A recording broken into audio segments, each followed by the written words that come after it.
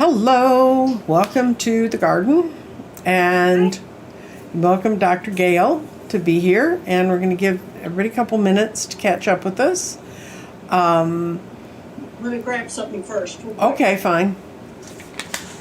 This may be a show of people dancing in and out. I'm going to warn you up front. I'm having a new storm door installed on my house. They got here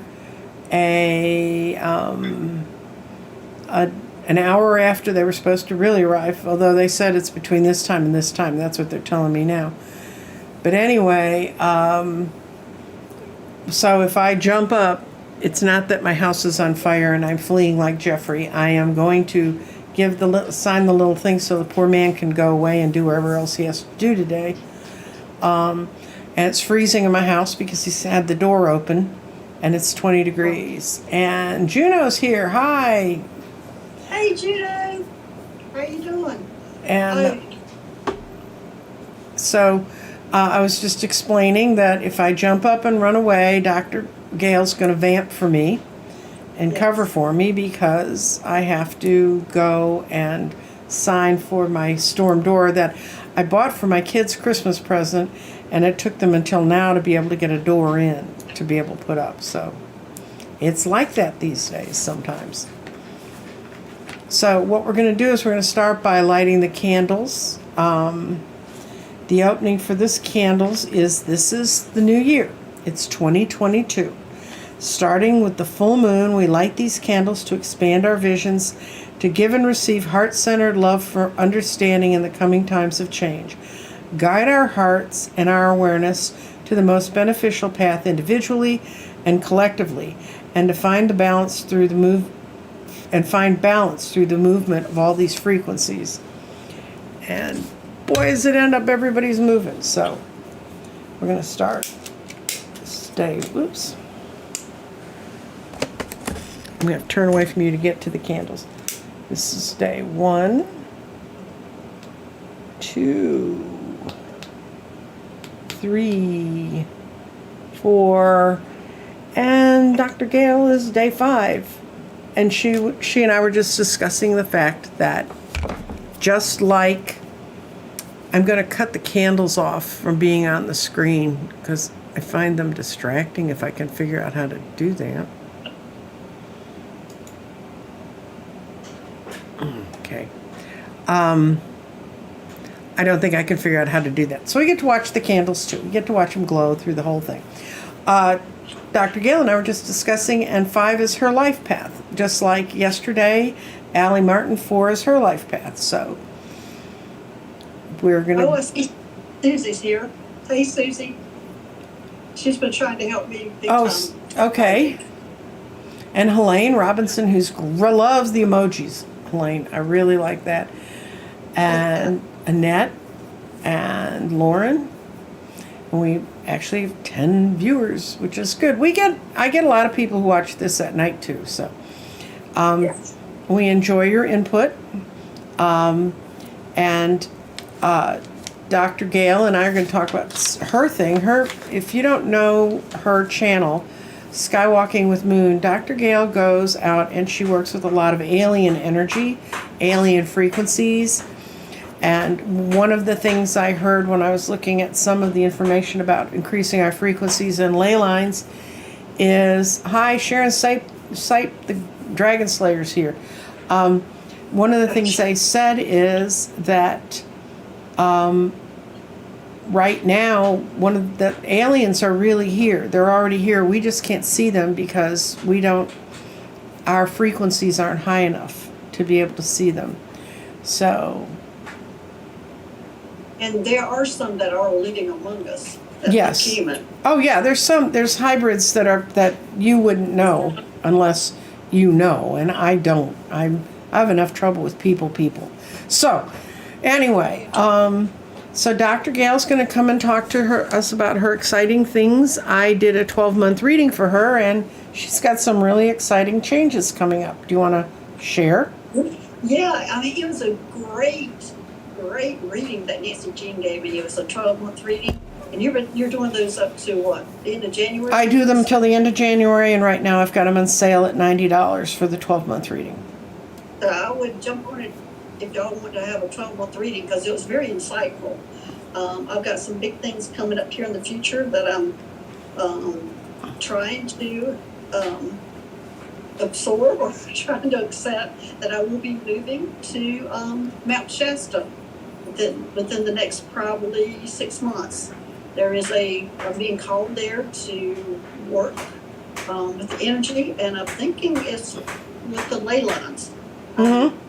He can talk more about that, but she has spelled out my whole life for the next year, which is very insightful, because it's telling me, what's going to happen each month and what I can look forward to.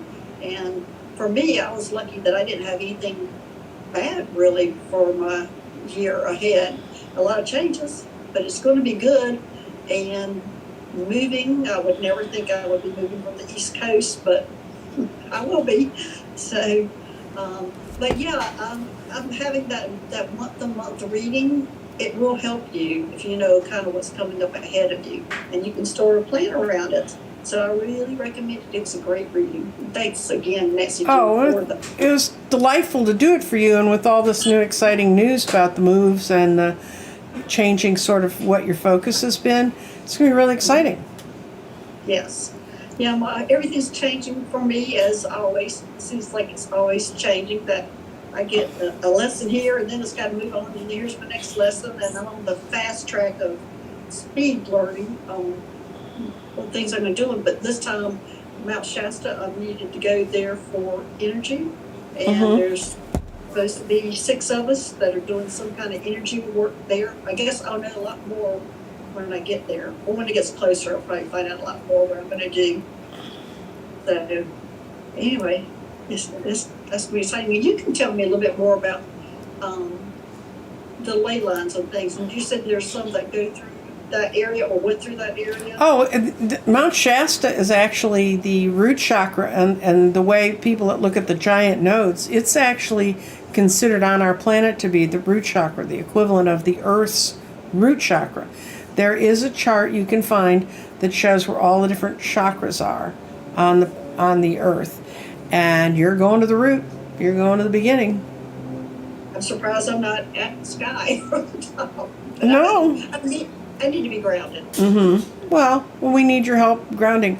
I did ask questions if people wanted to make a comment on the community page announcing that we were having this show. And one person asked can our star travelers appear as mist?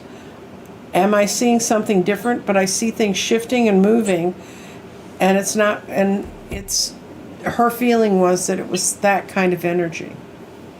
Oh, very much it can be.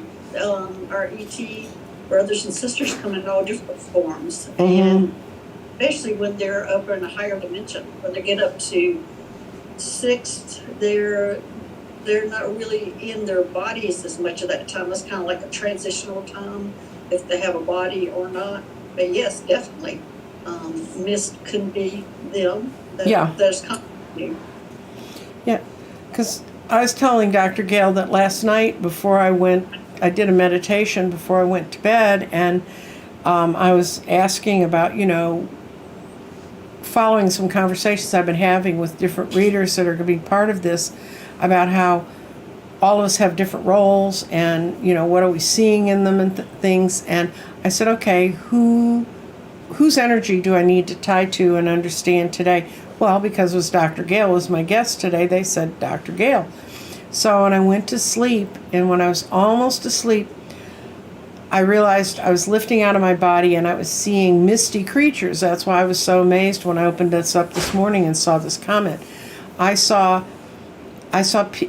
knew they were forces and energy and they had form, but they were like clouds. It's like my vibration isn't high enough to see them, but they were there. And I asked Dr. Gale about it this morning, and she said, oh yeah, that can happen. Yes. Juno's asking a question in here. It said, during the Tucson gem show, over half of all the beads and gems in the world are here. Did the ETs have any interest? Any interest in the gems or the beads? They definitely are. In fact, I think a lot of that those things. They carry a lot of their information that they stored in stones and gems and things like that. So there's a lot of information that is stored. So they're very interested in them.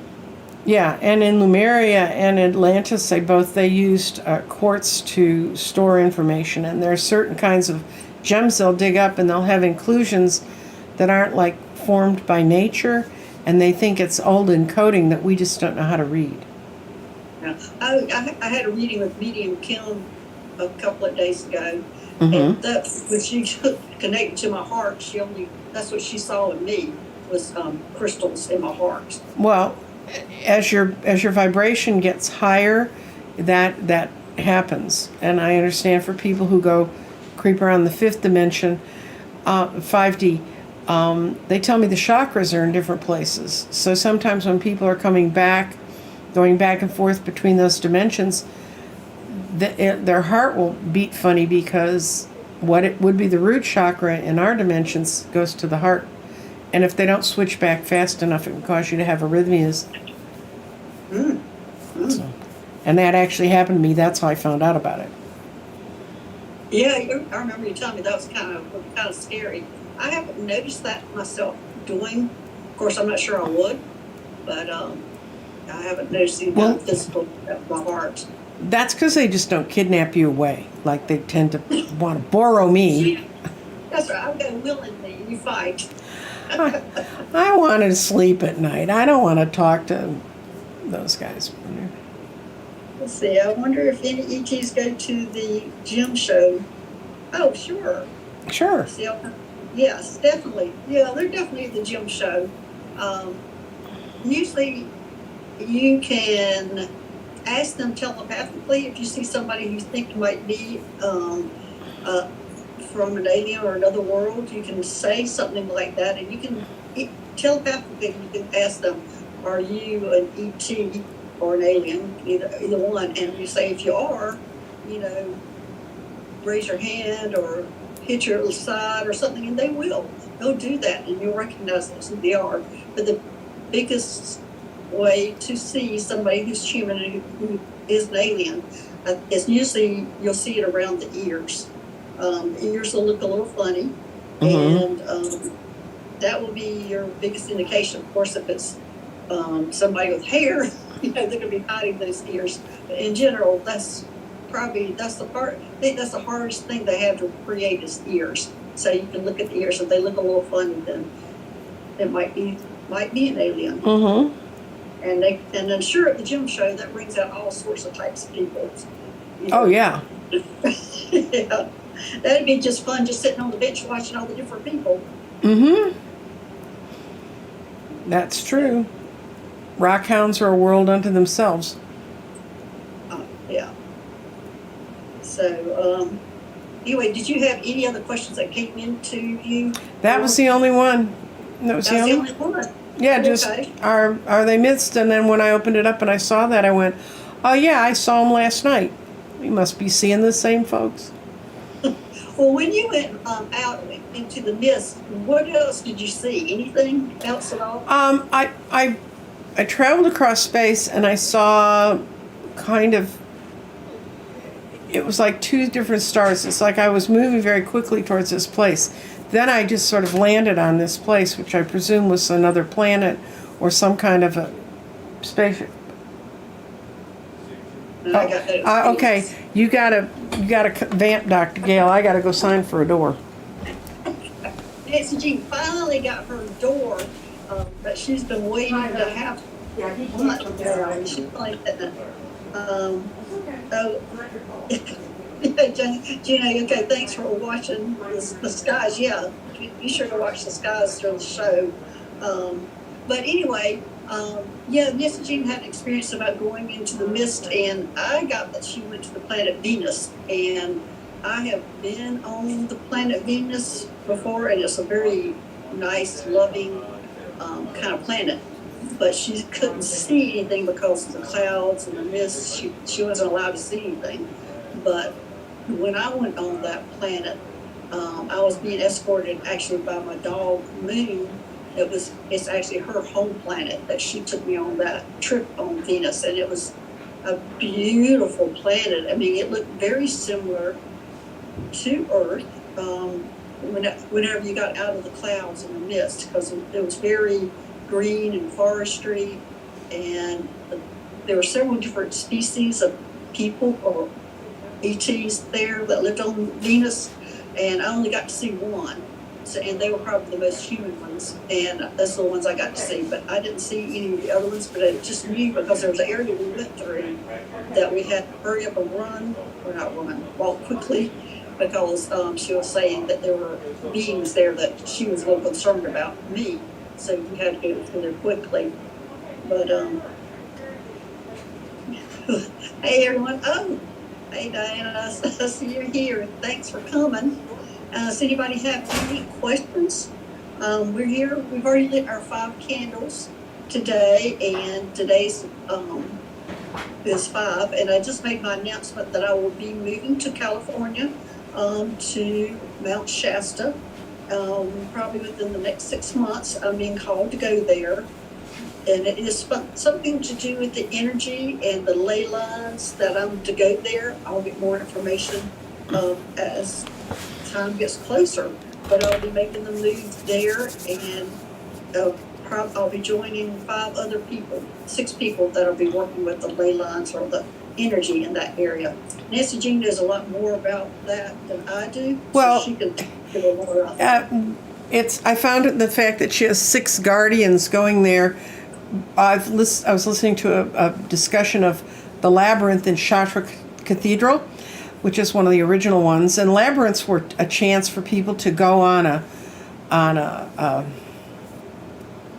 to go to like a place, take a trip,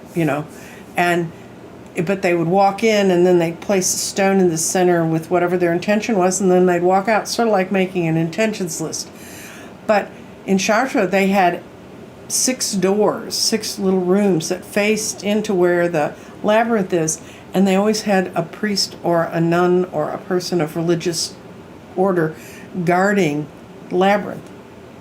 And it's always 6.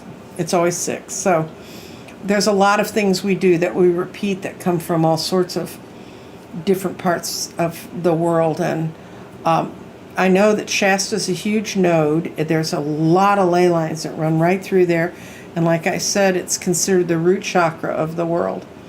There's a chakra there. There's one in Peru. There's one in England. There's one in Egypt. There's the big red rock that's like out in the middle of nowhere in Australia. That's one. And I know they've changed the name, and I think it's Urudu, but I'm not sure, and I don't want to say it wrong.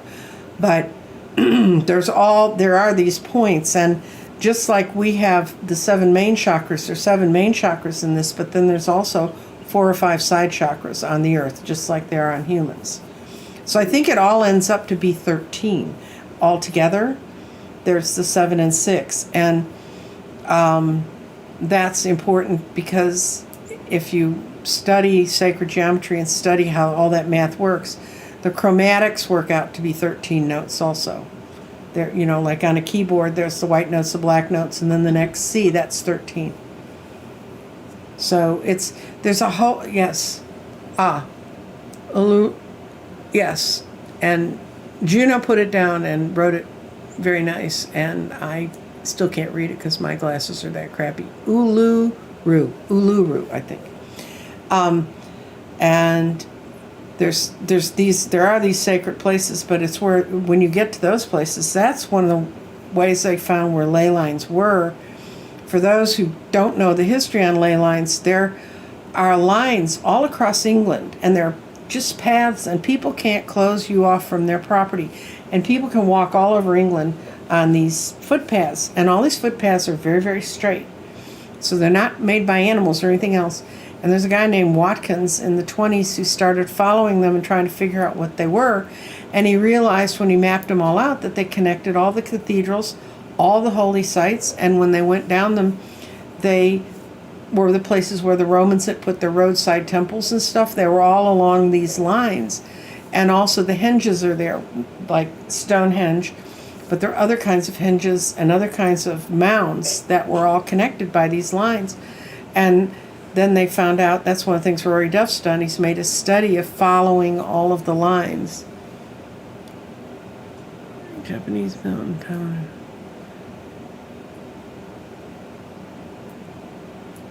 Yep. Yes, and UFOs tend to like to go where the nodes are. They tend to have certain places that they really, really like. And Juno just mentioned one that's in Japan. Yeah. And yeah, I think as soon as they say we're going to visit you, I think I'll have a very popular place for people to come visit me there, and I'd love to have each and every one of you come stay with me, so you can go to Mount Shasta. So y'all know now who's going to be living there. So yeah, it's like when I lived down in Atlanta, everybody came down to see me there, and it was fun because when anybody visits, it gives you the chance to do all the tours and things also. So yeah, I'd like to see all of you. And I think there's a question. I think Susie was asking me about my book when it's coming out. Mm-hmm. Well, I have Dinah Boyle's oil painter. I believe she's here. Mm-hmm. She's got a book. I'm not a writer, and she is fixing it for me. she's taking it and rewriting it for me, and she'll be doing the pictures for it also. And so it's in her hands now, and I'm not in any hurry. She can just take all the time she wants. I just had to get my part done. Mm-hmm. I had to put a certain amount of time on myself to get it done, because I knew if I didn't get it done in that amount of time, it would be put off for a long time. Well, now that you can be moving all over the world, it's going to be put off for. Well, yeah, it's in her hands right now, so she's rewriting it, and as I said, she's got her hands full because it's, as I said, I am not a writer. And also, whenever I started this journey, all I was doing was writing down things in my notebooks, and I never thought I would be presenting it to anybody. Mm-hmm. I thought it was for me taking notes on my journeys, and I just didn't realize I was going to share it. So whenever she got my notes, it's just like a chronological order of how things went, and just like kind of not really written well. So she has her hands full. Oh, I'm sure she was put in the picture to help get the puzzle solved. I mean, one thing I'm learning this week about the synchronicities, because that's another part of ley lines and this emergence of this new energy, is synchronicities are going to come so fast and so hard on people, and it's just where it's supposed to be. And one of the things that we were talking about is I asked Scott Allen to come on, and he's going to be on tomorrow. And I was talking about Holy Hill, which is the end of a dragon line that starts in California and goes straight across the west to Wisconsin. He'd never heard of it, and he goes, where is it? Where is it? So I sent him the information. It ends up, he drives within 3 miles of that 3 times a week. And so he's been going over. So we're going to have a real interesting thing, because now he's, it's sort of like an astrologic chart when all of a sudden it becomes personal to you. Well, wait a minute. Oops. My candles are about to disappear. Yeah, that's what I thought was happening. Hold for a second. All of a sudden the candles start moving, and I'm like, there's no way that dish can move. But well, we're actually been having technical issues all morning. Mm-hmm. Well, Mercury, I did decide to do this brilliant idea when Mercury's retrograde.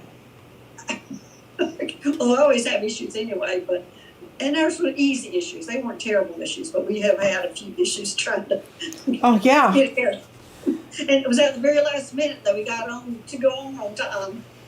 Oops. Why is it moving? I'm moving it now, guys. It's not that my camera's moving. There's nothing weird happening other than me. Okay. I think I'm going to blow this out because my camera's going to fall on them. So we're going to blow the candles out, but we're going to continue the 9-candle discussion. Okay, I'm going to blow mine out too. Yeah. And I'll give you one last shot. This is the Upper light. You can see the Upper today. You see it glowing? The little stone in the middle? I just see the light. Okay, no, Get closer. if you get closer, it really blinds it out. You kind of got to. No, you had it in a different camera. I just didn't see it on here. Okay. You had it right. Okay. You had it right. That's the Uper light, and that's the message of these 9 candles is, and I'm going to take this phone out of here before it, well, maybe it's not going to fall. Anyway, but I am definitely going to cut the video off.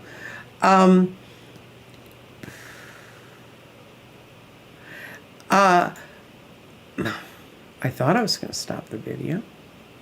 Oh, I'm not. So we're going to get to watch the candles not be on. This is Mercury retrograde in a very tight little package for those of us who are interested in that. But you did get your door. Good news is you got your door. I got my door, and then on top of that, then the other guy who came right before Christmas, and there's just a whole lot of honey-do-it things in my house that since we moved in that we just kind of live with it. And so Cesar came, and he spent 3 hours one night and just got a whole lot of different things done, like a mounted on the wall TV and all that kind of stuff. And then I got COVID, then he got COVID. So he's finally coming back this afternoon. So I'm so ready to be past all this stuff. I can't stand it. Hopefully soon. Mm-hmm. But yeah. Does anybody have any questions? Yep. We can read them. I can read them. Yeah. I think they're all talking to Oil Painter about her writing. She's the one that's writing my book. Okay. I think they're talking about that. Good. And, yeah, she's a very good writer. So she's helping mine a whole lot. My book. She's rewritten, I think, a couple of chapters now, and it's like, oh, this is how it can look. This is how you can write. Mm-hmm. It's my information, but it certainly isn't my writing. But sometimes it takes another person looking at what we've done to understand and to get us clear. Yeah. Yeah, and as again, I didn't think I was going to be sharing it, so it's just like notes written in a book. And I just transferred it to a computer so I could send it to her. And yeah, so that this is something totally different for me, writing something. So well, we can't all do everything.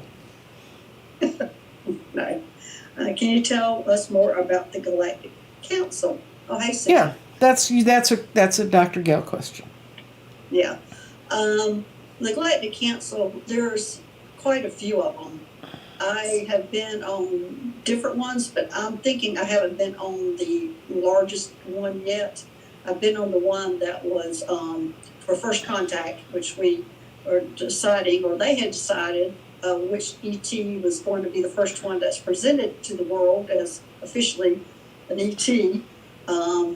I don't think he's the right one, but they keep showing me his credentials saying he is the right one, and I keep saying I don't think he'll be very well accepted. Anyway, that's still time down the road. Again, I think most of us will probably have already met one or have been interacting with one before that ever happens, especially people in this group. Mm-hmm. I think the reveal to us will be like, oh yeah. I think the reveal is for the people who are not accepting at all of them. I don't think that reveal is for us.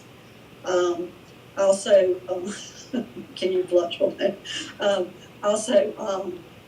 The other one I went to is down in the water, which is the old Atlantis, which Atlantis does still exist. It's off the Fiji Islands, and it is just water, and you have to go in there, be invited to go in there. Mm-hmm. And everything's water, so just a different density of water. Like people are certain densities, the walls are different water densities, but everything was water. And we even sat at tables that were made of water. And then I was just actually I was on the table of 20 that were giving reports, and I was the medical officer giving a report there. So I think there's lots and lots of different galactic councils, but in all actuality, I have never heard them call it a galactic council. I've heard that's what people tell me that I was on, but they have never said that word to me, galactic council. now the one that the first contact one, I have heard them say this is the group for first contact, but I knew that was, the Galactic Federation that it was a part of, and that was just kind of a knowing. And I'm not sure what the one in the water, Atlantis, I'm not sure what the name of that subcommittee is, but I mean, there were probably at least 500 to 1,000 different ETs there, because it went up. It was like a stadium that they went up, so many of them. And I was just sitting there just looking at them, just mesmerized by how many different species and how many different breathing devices they had being there. And I had this Arcturian sitting next to me, and he put his hand on mine because I was just like in all of it. He goes, "Don't you know who I am?" I went, "Oh my gosh!" He sits on the committee of first contact with me also. So I started relaxing when I saw him, because I was having to give a report to all these people on all the hospitals from the ET hospitals. Mine is the Ashtar Medical One, and it deals with hybrids. But there are other hospitals, like a specific Palladian hospital, an Arcturian hospital, and mine is a hybrid hospital. So I was reporting on all of it because I was the chief medical officer of all of them, and I was giving a report. And apparently that was my first time giving a report, and I was very nervous. So I was glad to see my friend, my Arcturian friend. Mm-hmm. Let's see, I'm seeing some questions. Yes. Somebody said they've seen a new type of misty vision that looks like someone walking. Could that be an alien? Yeah. Yes. I'm seeing Melissa's kind of question. I don't understand what your experience is, Dr. Gale. How do you do these things in 3D? Are you rescuing aliens whom I could see with my untrained 3D eyes? Can they move between dimensions? Yes, they're moving between dimensions. And what I'm doing is I'm very aware of what I'm doing, but I can't be like driving a car and then taking off and doing a rescue mission. I would used to go into meditation to do it at first, but I don't have to do that now. Like, I can sit here, be aware of what I'm doing on the spaceship, being in my 3D body, and working on the spaceship. Now that I'm talking to y'all, I'm not doing as much on the spaceship. I have to be real easy on the spaceship and functioning here. And then when I'm functioning there, I have to be not doing that much here, like either sitting or I can't be driving or doing anything like that, or cooking or anything while I'm going on trip. And now I can do it when I'm out in the trails. When I'm walking my dog, I can go out. I can do it at that time. I can also go do rescue missions like that. I'm very aware of what I'm doing right now, and I'm sure I've been doing it for years. Probably during my sleep. Mm-hmm. I'm just now more aware of what I'm actually doing. I'm seeing a new type. Oh, that's that. Yeah, definitely. Aliens are in different dimensions and different types, and when they do get higher densities, they are losing their physical body. So you're probably seeing one that is a 6th density or above when it comes in as a misty appearance.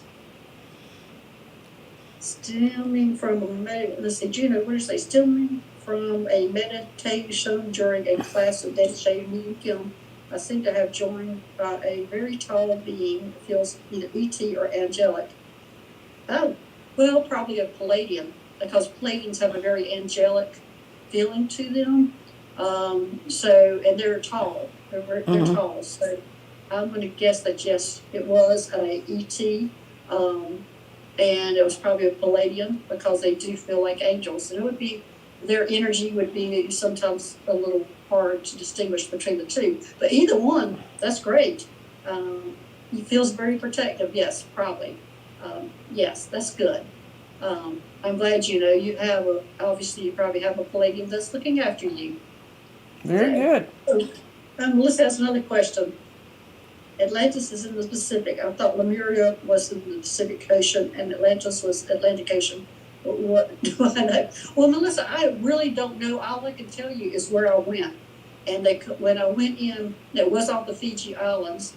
And when I went in, I had a king and the queen meet me there, and they were in a thicker water form, and they said, "Welcome to Atlantis." And I go, "Well, I didn't think this place existed." And so it was off the Fiji Islands. And I agree with you that I've read all sorts of different things where it is, but all I can do is go by my experience that it was off the Fiji Islands, and that they told me that was Atlantis. And it was a record keeping place where it kept all sorts of notes from part of the Akasha records they were keeping there.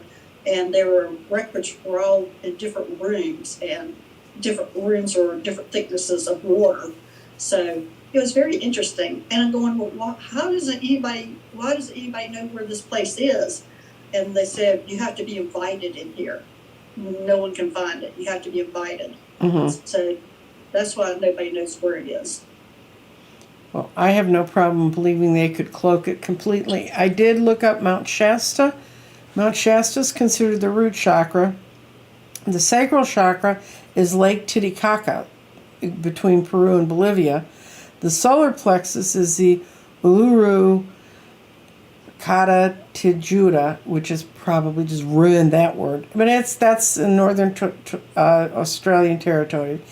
The heart chakra is in Glastonbury and Shaftesbury in England, and that's kind of near Stonehenge. Third eye, and it moves. It's currently in Western Europe, close to the heart chakra. And the crown chakra is in Mount Talas, Tibet. And there's two that are missing. Let's see, throat. And 1, 2, 3, 4, 5, 6. The throat chakra is missing. I don't know where it went.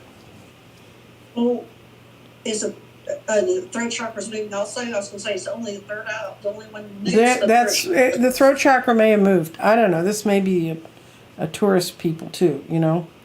I'm seeing Zeta says I was doing meditation with the Lemurian with crystal, and I saw in a flash an opening where I saw two people with white hair and white clothes watching me. Could you tell me who they were? White clothes and white hair and white clothes. I don't know the name of them, but I do. I'd have to get my book to look it up, because actually the white hair, white clothes people, they are from Venus.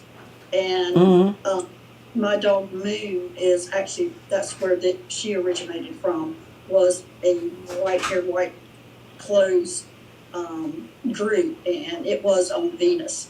And they are big, loving hearts. They are like angels. And so, good for you. Okay, no, I found out what happens to the throat chakra. It moves around in the Middle East. It's been at the Great Pyramids, in Jerusalem, at Mount Sinai, and Mount of Olives. Okay. Kind of. So third eye and the throat chakra move. Mm-hmm. And the rest of them stay the same. Yeah, but see, ley lines move. That's one of the things that Rory talks about. And right now, they're all getting thicker. And the big changes always happen at the solstices or the equinoxes. And because when those days happen, the lines actually get straight and they get to their most rooted, commonly viewed spot. But it was when Rory Duff was doing some walking his dog every day, and he was trying to find this ley line that's along it's either this St. Mary or St. Michael ley line that's in that area of England and the western side. And he said he thought, well, I think this is moving. So he actually started physically tracking it for 70 days. And he realized that it was moving. So he reported that to other people who are in other parts of the world following ley lines. Now, when you're at Shasta, there's so many ley lines coming in there, it's really hard to tell. But when you get to one of these places where ley lines are just kind of going between one node to another, you have a little more room to play with it, and they can follow it. And they actually have known for a long time that it moves, that they actually move. But on the solstice and the equinox, they always go back to the same place. Okay. All right. Right, Teresa, when I was a child, I saw a man who was dressed in an off-white robe. He was standing across the street, and I looked to the right and left to cross the road, but he was gone when I looked back. Oh, a man in a white robe. Well, I think he was probably one of the white robe guys. I would call them the white robe guys. Mm-hmm. But no, he was probably, I'm trying to think what they're called. I should have brought my book over here. Oh, well, that guy, he was alien, and you probably did just, for a brief second, was able to see through that dimension. Mm-hmm. It was probably something you were thinking about that raised your vibration that you were able to see him, but he's probably always been around, and you just had the opportunity. You must have had some really good thoughts going on at that time, and your vibration was high, and that you could see him, because he was probably just in another dimension that you, well, you were a child. Oh, of course. Yeah, when you're a little Children kid, you get to see all sorts of things that your Yeah. parents say you didn't see that. Exactly. Yeah, that makes sense, Teresa. Yeah, that was just, an ET that you saw, and you were able to see it. Nobody else probably could. So lucky you, Teresa. Maybe you can see that guy soon again. And somebody's having auditory things before they go to sleep at night, and they're wondering if they're hearing someone speak to them. There's a lot of study when you get into sacred geometry and you get into harmonics. There's a lot of using harmonics and changing the vibrations inside of you by changing what you hear. So that could be from that. It could be that you're upgrading. Very much so. Probably upgrading, and that I have my left ear rings all the time, and it just goes in and out. And it started when I started actually aware that I was dealing with the ETs, and it is really soft during the days when I'm not doing anything with them, or I'm not getting information, but then it goes up to like a volume of like, oh my gosh, back off, guys. You got to lower that a little bit for me to be able to function. So, yeah, they do have direct ways to get to you, and probably falling asleep or at nighttime. I think that is their easiest way to give us that information. So you are probably tuned in to them, and you are getting a big download, especially when you're hearing it pretty loudly. You're probably getting more. Oh, good, Sadie. You felt safe. And it's saying in one of the articles I just glanced at that third eye chakra shifts as the polar line, no, the polar southern and northern polar magnetic things shift. Okay. And somebody wanted to know if there's littler ley lines in between big ley lines. There can be. If I put it up on my community page, but it's Heather Ensworth's show on January 12th, where she interviewed Rory Duff, and he talked about ley lines shifting and changing, and how they're really, really shifting and changing now, and how the more of us that work and meditate and work in groups to connect to these energies, that the more the energies are changing. And that he talks about tracking lines. They're going to create an interactive website where you can find out, you can put your GPS stuff in, and they can tell you if there's identified ley lines in your area. They're all over the place. Yeah, when they say also, I see it as looks like a grid. So I'm thinking, yes, there are some smaller ley lines, and because it does kind of look like a grid, so I'm thinking some kind of cross over, and they might not be as prominent as some of them, because I see the ones that cross over are a lighter thread, and then the ley lines are a much darker thread. Yeah. So I think there are capillaries that kind of join them all together, because I do see them. It looks like a net. That's how I see it. Oh, Lauren, her right ear does the same thing. Yeah, you get lots of information there, Lauren. And the way that they got into finding, they use dowsing rods to find the ley lines. They use, and to measure them and to keep up with them. But there are people who track ley lines with a pendulum over a map. And they'll go along the map and figure out where the vibration is different. And That's gotta be some tedious work. well, the Templars used ley lines, and all of the Templar forts they've ever identified are on a ley line node, where a couple different ley lines come together. The most amazing story I heard about that was Rory Duff was doing ley lines, and he found this one that was in Africa, and it went across the Atlas Mountains, and he found this, what appeared to be a power node. So finally he was talking to some people, and I don't know much about the Atlas Mountains, but I do know it's kind of, there's like a whole lot of nothing. It's sort of like going to West Texas. But no offense to people in West Texas. I mean, there's things to do out there. It's just, I don't know how to do them. But they went and they tracked this ley line in, and they found an old, abandoned, unknown Templar fort. Oh, wow. I know. Because following ley lines and Templars is how sacred geometry crosses into ley lines, because one of the ley line things that the Templars went to, they built a church there, and it has all the sacred geometry shapes in the ceiling. I know. They knew something we didn't know. Everybody's talking about their ears ringing, thinking it's age-related. Yeah, tinnitus and things like that are considered age-related. But I'm hearing just fine in my left ear, and that's where I get my information. And I would have thought the same thing, it was just aging. But when I get more information, especially when I was going on a mission, it gets really loud. It's almost like I'm hearing the engine roaring, like it's time to go, and then it'll get softer again. So I know mine is definitely related on getting information. Well, we were talking about this the other day. There's a lot of signs of ascension that can also be a sign that something's going wrong in your body, that you need to check it out. And Allie was feeling weird, and she thought, oh, well, she was sort of writing it off to, well, I'm doing all this work and I'm working with these mediums. Then she checked her blood sugar, and her blood sugar, she should not have been able to stand. She should have been into diabetic coma.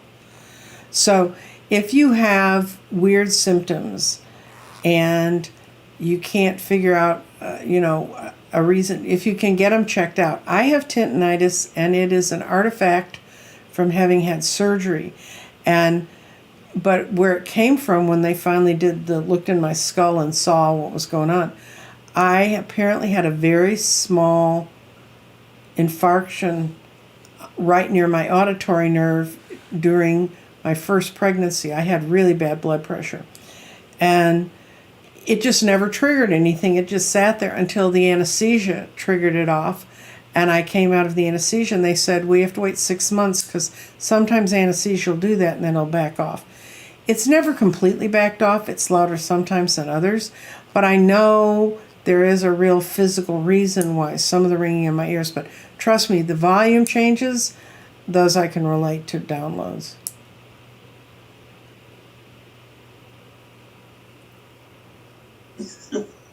Well, Painter, I'll be ley line hunting this spring here in Michigan and Ohio. There's one that goes right across to Holy Hill in Wisconsin, because that's the one that Scott Allen and I are going to discuss tomorrow. He didn't realize he had anything like that in his neighborhood. Now he's, within 48 hours of finding it, he's going to be on talking about it. Yeah, Teresa, does anyone have the feeling like a pulsation in their ears at times? Mm-hmm.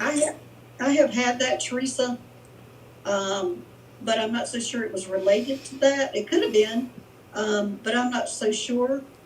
You might want to get that checked out if that continues. That could be a blood pressure issue or something. Mm-hmm. So you just want to kind of rule that one out, because I'm not really sure on that. But I don't want to sit there and tell you it's okay and it's not. It is something like blood pressure issue. Yeah, I have oxygen sat meters because I've had pneumonia a couple times and my oxygen sats go all over the place. And unfortunately, I'm what they call a non-perceiver in that I don't know how low my oxygen's got until I fall down on the floor and I can't get up. And, you know, I know that when my oxygen sats would, for a while when they were getting really low, that would cause me to have sort of that rushy feeling in my head. And that's just because I'm about to pass out. So you might want to think about that. Everybody in the era of COVID should have an oxygen sat meter because that's a fastest symptom to see when your oxygen sats start, when in the Delta time, if your oxygen stats started to fall, you had a physical problem going on. Well, when I, when I got COVID the first time, I was sick and I was ordering on Amazon pulse oxes and all medications. And I was getting ready for the long haul of being sick. Well, I'm one of the fortunate ones. I got the next day and I was fine. I couldn't believe it. And I had all the stuff coming from Amazon. And so I've got all that, but I've never had to use it. Teresa, you tend towards low blood pressure. Huh. Well, I don't know. I just don't want to sit here and tell you everything's okay when I really don't know about that. Even though I do have a medical background, I am a nurse, worked in the operating room, and on open heart surgery and neurosurgery. Also, I went back to school for chiropractic, and I have retired from all that to take care of my dad for 8 years who had dementia, which that was the toughest part of all of it, was working with him. But I learned a lot and was able to spend a lot of time with him, which that was some wonderful years spending that time with him. But then, after he passed away, it was about 8 months later that all these gifts started coming out. And I thought I was retired, and then all of a sudden, I'm being put back to work. All of a sudden, you're going back to work. So here I am today. And I love this life, this community and people. I'm working with the ETs and everything. I mean, I could have not dreamed of a better life. I mean, me getting to go on spaceships and fly spaceships and use all this advanced surgical equipment on the spaceship. It's unbelievable, an unbelievable life. And my next adventure is moving to Mount Shasta, which I'm an East Coast girl. Never would imagine that I would ever be moving to the West Coast, but I will be, and it'll be for a few years. They're telling me about 2 years, maybe 2 to 3 years. So it'll be only just for a few years that I'm there. Well, rather you than me, I hate moving. I'm a Taurus man. We get planted in one place. Put me in a ditch and I'll furnish it. I don't mind moving. I like the new experience of going different places. But I just wouldn't imagine going all the way there. In fact, I was planning on moving, but I thought I was moving to the coast. I didn't be to the West Coast. Well, it's a coast. You're being closer to the ocean than I am where I'm sitting. Well, close to the ocean. I'm only an hour away from the ocean where I'm at, so I'm pretty close right now. I think I missed some questions. I'm sorry. Teresa, you tend to have low blood pressure. Yeah. Or they're chatting to each other. They're chatting to each other, and people are giving each other notes about dealing with archangels to seek relief, which is a totally valid thing to do. Good. My other thing went away. My other phone went away. Yay. So as long as you're not suffering a hearing loss and it's not blocking you. Now, if you're my age, I didn't go to a lot of rock concerts very often, but I have a lot of friends who have hearing problems from abusing their hearing when they were younger. I think as long as you rule out and as long as you can keep yourself safe, I'm fortunate. I have a really good doctor who's into what I do and lets me, we'll rule out all the easy physical things that it could be, and then she'll just say, it's just you. So I don't even face that. I haven't. My family doesn't know what I do. Mm-hmm. My doctors. Oh. So, yeah. Well, I found out they're fascinated with it, and I've always been lucky. And I had sleep apnea when I weighed 300 pounds, and because I weighed 300 pounds, and I had my sleep apnea doctor. You come in and they can see what your sleep patterns are. And she said, "Oh, you've been reading this day and this day and this day regularly." And I said, "Yeah, how do you know?" She said, "Your sleep patterns are completely different when you've been reading." And she had 3 or 4 people who were psychics, mediums, doing something like that. She said she could tell when all of us had been working, it actually changed our sleep pattern. It actually changes your brain. She's so badly, she said, "I would love to put together a sleep study of you people." Yeah. Or just put brain waves. I mean, ECGs on you, seeing what's going on when you're even in that stage. Mm-hmm. The brain waves are doing. Yep. Teresa, where do you live now? You love the West Coast. I was born in Oregon and miss it. So where are you now?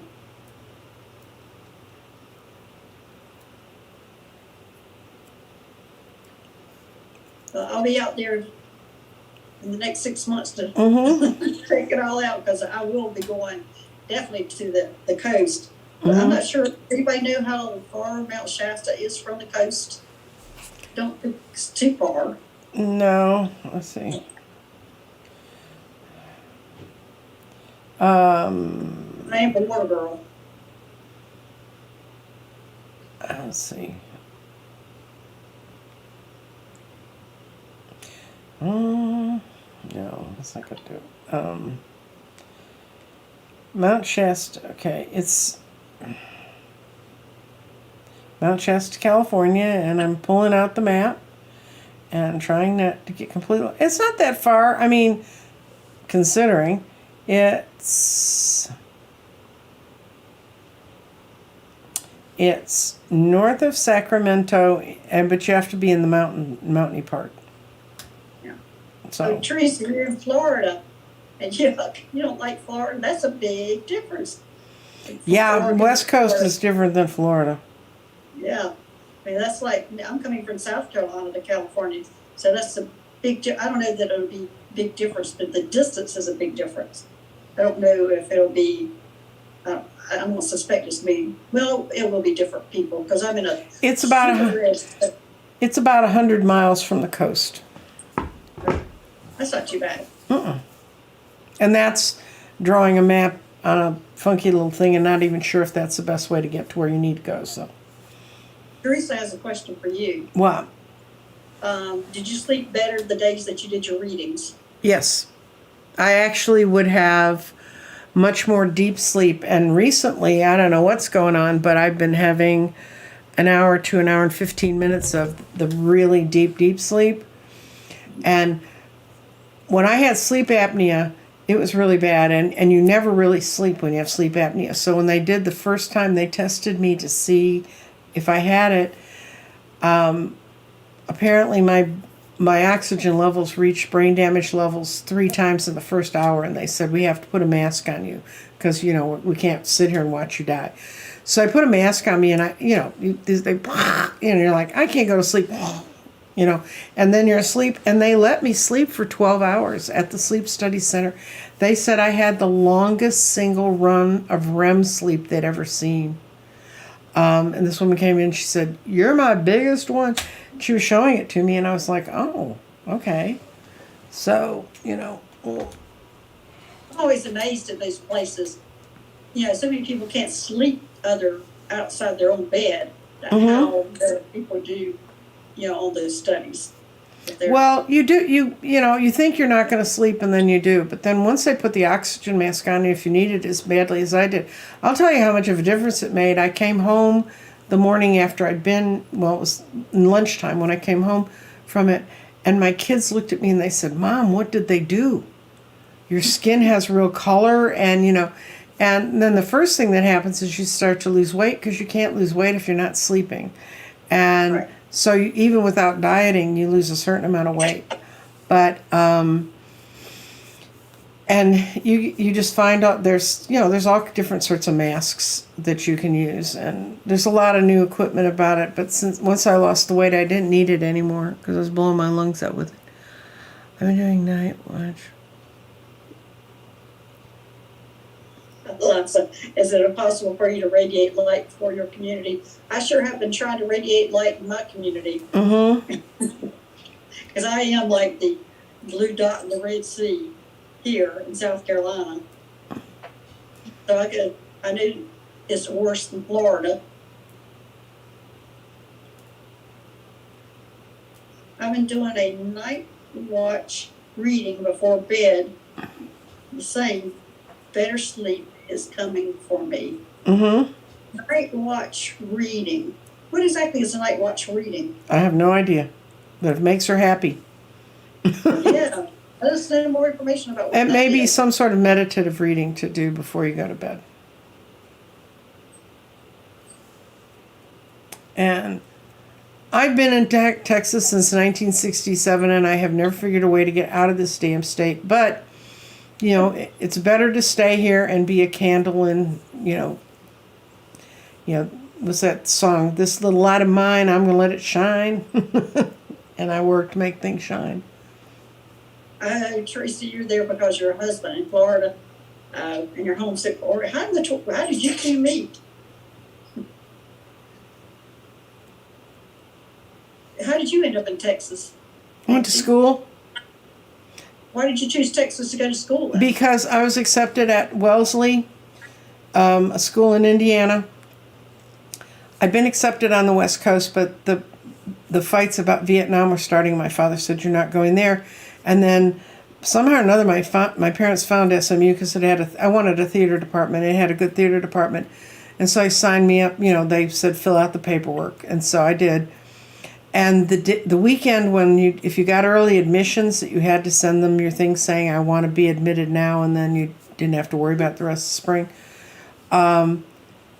We had I had the worst blizzard we'd ever had in my lifetime. And at one point I had to jump from the second story window on the other side of our house, climb around the hill, and dig out our front door. And as I was digging out, and I don't like cold much anyway, and as I was digging out the front door, I realized, I bet you they don't do this in Texas. So I moved to Texas. That's kind of how I wouldn't even know how to live in snow like that. Well, my parents were Canadians, and so they used to cross country ski to go to school. So they thought Chicago was mild. And they ended up living in Las Vegas at the end of their lives, so they kept moving further from the snow. No, and I have friends who live in Wisconsin who absolutely love it. I mean, they love the weather. They don't love where Wisconsin used to be a lovely, fun state. I don't know what happened to it. And my friend used to call me and she'd say, you know how to deal with these people? And I said, yeah, unfortunately, why? But Texas is a lot bluer than people think. And it's up to each and every one of us to find the 10 people we're going to take to the polls and so overwhelm them that they can't take it. And one of the meanest, nastiest pieces of work that's in our state government, he's in an ICU unit right now with COVID. Oh, wow. Yep. Oh. Yep. So, and I would not wish him ill, but the man has more money than God. He could have gotten a shot without anybody even looking at him twice. But you got a lot of other people here that are from Texas also. Oh, I know. So you are finding your 10 here in the chat box. Yep. Because you got Lauren that says she's from Texas. And who else was it I saw? Zeta? Yeah, so there's got quite a few living in Texas. I'm in South Carolina and I can't name anybody I know except for my immediate friends. That outside of here, I don't know. Actually, I take that back. I've been meeting people. In fact, I've met somebody who was in Myrtle Beach, and I've met somebody who's in Hilton Head. So I have started meeting, but so there are a few. Juno's seen snow so high in western New York state that she had to hand groceries to friends through their second story window. Yep. I can't I mean, imagine. people have, I mean, and it doesn't happen often. I actually have a picture that I saved on my phone so I can show my kids whenever they say something's really bad. It's a picture, and it's on Michigan Avenue in Chicago, and the cars are buried in snow. This was a few years after I'd left Chicago. There's Teresa talking about, you're fine, Teresa, talking about, sorry, she sounded whiny. Well, I'm in the Blues County. That's fine, Teresa. You didn't sound whiny. You just like what you like. mm-hmm. And, you know, not everybody's great with cold. Not everybody's great with heat. I have a friend whose sister's retiring, and she'd like to live near her sister here, but she's visited in the summer, and it's not going to happen. I mean, she just walks out the door, and she's, wow. And it's a whole different balancing act. Yeah, but you're still not digging out of snow.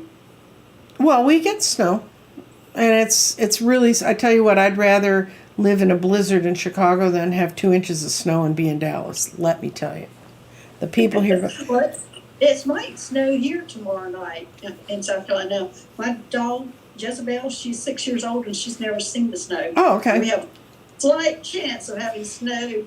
Now I like the snow if it comes and then it melts away. Mm-hmm. I like to look at it. I don't want it to be on the roads. I don't want the ice, that's what we normally get. And yeah, so I wouldn't mind her seeing snow. I like that. You know. I agree with you, Judo. Don't have to shovel in the sunshine. Exactly. That's how I feel. And also, I feel like I can drive to snow. I can drive to the mountains if I want to be around it. I just don't want to really live in it. Yeah. Yeah. Well, we're past an hour, Yeah. and we've spent 10 minutes on weather reports. The weather and climate shifting is part of the change. It's part of the change that was foretold. All kinds of patterns would change. And as I told somebody yesterday, I'm so glad that Gaia appears to be a relatively stable, mature woman and not a recalcitrant 15-year-old, because she'd be throwing all the humans off in 2 seconds flat. But that's a sweet energy, Mother Earth, because I Mm-hmm. visited her. And that's probably one of my most amazing beings I've been around was her. That was such warmth and love in her. It was just an amazing energy. Even though I wasn't comfortable in being inside of Earth, she was so loving, that unbelievable energy. Well, her wrinkles are changing. But she said we'd be going through this for a few years. Yeah. So anyway, we're going to say goodbye. I've put the candles out, as we saw, and thank God, because my other camera ended up falling on them. Gonna have to work on that duct tape. You guys think I'm joking? This thing was held together with duct tape. And I look forward to seeing you tomorrow. I will be on at the same time. I will have Scott Allen. It will be live. And Good. I'm not altogether sure what we're talking about, but I think we're going to probably be talking about him finding out his neighborhood has ley lines in it, and it's got Holy Hill in Holy Hill, Wisconsin, is an incredible place of healing. He said he was just amazed when he started talking to people about the healing miracles that go on there. So that would be what I'd be interested in, is how he feels, if he feels differently, if he recognizes he feels differently when he's around there. Yeah, I mean, because that's we'll find out. I don't know if he has dowsing rods or what he has, but we can figure it out. And one of the things that I've talked with some of the other readers and that have been part of this, and Gail and I discussed it earlier, we're each going to take our own set of gifts and then try to create groups where we can emphasize and understand more of these changes that are going on around us as a group. And because it's one thing to sit in the corner and go om and meditate for yourself, but it's another thing when you put your meditation skills to work with other people, which Dr. Gail's about to get a master class in Yes. Shasta. Yes. Okay. Okay.